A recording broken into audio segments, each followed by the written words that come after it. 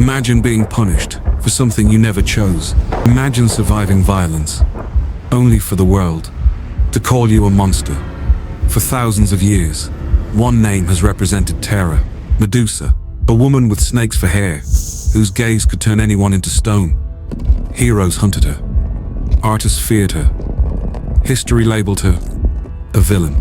But what if history lied? What if the real monster wasn't Medusa at all? Stay with me, because by the end of this story, you may never look at Medusa the same way again. Long before snakes, before monsters, before curses, there was simply a woman, Medusa. According to a Greek mythology, she wasn't born evil. She was breathtakingly beautiful. Some stories even described her as the most beautiful woman in Greece. Her beauty became legendary, but beauty has always attracted attention. Sometimes the wrong one. Medusa served as a priestess in Athena's temple. Her life was devoted to discipline, purity, sacrifice, honor. She belonged to the goddess, so she believed. She had no idea that everything was about to change. Then Poseidon came. He was powerful, untouchable, one of the mightiest beings in Olympus. Ancient writers tell different versions of that event. In one tradition, Poseidon assaulted Medusa inside Athena's temple. In another, they had consensual relationship, but one version has echoed through history because of the injustice it portrays. Medusa became the one who suffered, yet somehow she became the one who was blamed. Think about that. The powerful walked away untouched.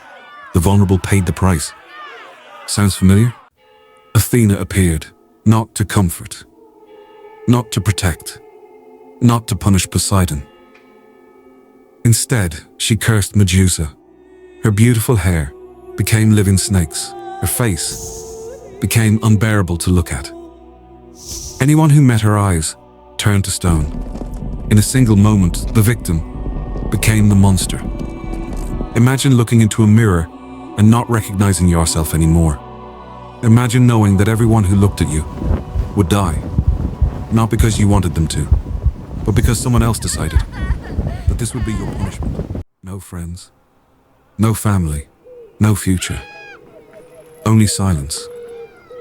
Only stones. Every statue around her was once someone curious enough to come too close. History called her dangerous.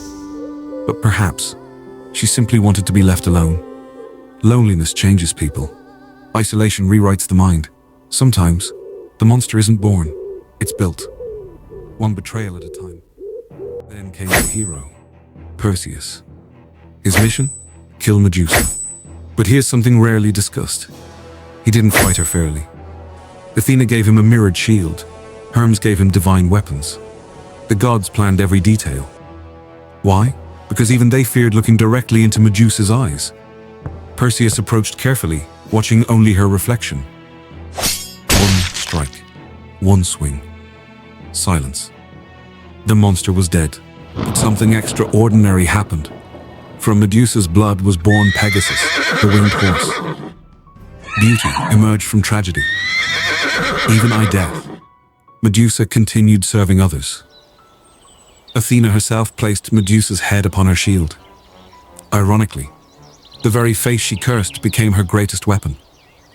The woman she condemned became the symbol that protected her. History has a strange sense of irony. So, who was Medusa? A monster or a victim? Maybe she was both, not because she chose evil, but because pain changed the way the world saw her. History is often written by those who survive, not always by those who suffer.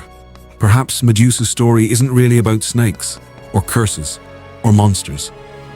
Perhaps it's about how easily society condemns the wounded while protecting the powerful. How many Medusas exist today?